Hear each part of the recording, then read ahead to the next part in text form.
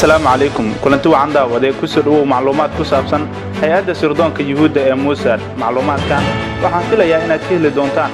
qaybta koobaad waxay ku bilaabanaysaa sidatan waxa uu ahaa howlgalkii ugu horreeyay ee aan sameeyay tan iyo intii aan soo dhameystay tababarka waxaan dareemayay cabsi badan iyo naxdin ah ama fashil ku dhamaada howlgalkan iyadoo dhigata dugsiga sare ayay saaxiib dhow la noqotay macallin u dhigi jiray maadada taariikhda waa uu caawin jiray xilliyada qaarna waxba uu siin jiray wax ka badan saacadaha caadiga ah ardayga la siiyo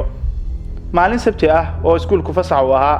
ayay ku kulmeen baar khamriga lagu cabo hortiisa saacadu waa 6:40 daqiiqo qorraxdu way ay dhacday waxaana soo galay habeenkii si kadis ah ayay ku tir macallin khamriga ma cabtaa isagana kama uusan waaline waxa uu yiri marmar ayaan jawiga qurxistaa ka gudub iyo waran caawo arrimo dhowr ah ayaan kala hadlayaa ee meel aan fadhiisan hagaag waxa ay fadhiisteen derbi ka soo horjeeda baarka sheeko caadi ah kadib ayuu u sheegay inuu iyada si gaar ah uga jecel yahay ardayda kale si kale aan ku iraahdee sida caadiga ah waxa jira arday ay macallimiintu si gaar ah uga jecel yihiin mar walba tan waxa sabab u ah arintan inta badan dadaalka ardaygaas oo ka duwan ardayda kale waxa uu sheegay in iyadana ay tahay qofka ugu wanaagsan iskuulka oo ay tahay in la ilaaliyo qalbigeeda iyo horumarkeeda iyada ma oga shaqada rasmiga ah ee ninkan uu jooga dalka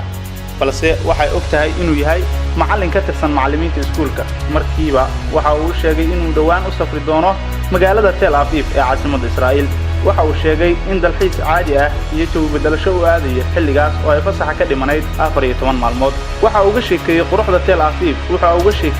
Tel Aviv sida ay ugu roon tahay maskaxda bini'aadamka iyadana waxay ka heshay sheekadiisa waxayna u sii riyaaqaysay dhageysiga sheekadiisa waxa la gaaray 11 iyo 50 daqiiqo waaba saq dhexe oo habeenimo waxa uu ku yiri soo bax aan xaafadda ku geeyay gaarigiisa ayuu ku geeyay xaafadda waxaana uu siiyay xoogaa lacag ah waxa uu ku yiri waxaan rabay inaan ku soo iibiyo hadiyad balse waan ka gaari waayay mashquul dartiis lacagtaan waa tii aan hadiyada kugu soo gadi rabay ee adiga ku soo iibso waxyaabaha aad ka heshid oo dhan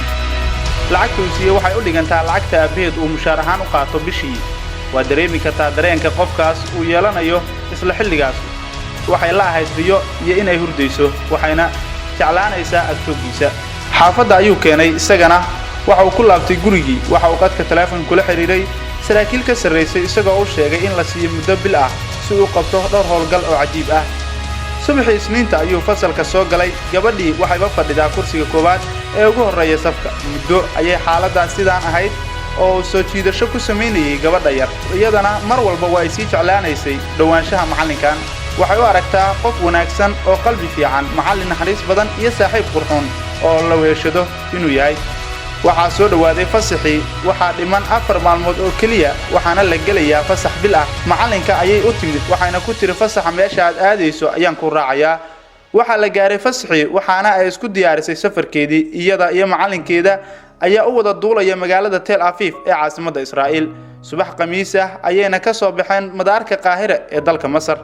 la soco qaybta labaad ee sheekada siina sheer garee fadlan haddii aad ka heshay sheekadan like saar adigoo aan ka gudbin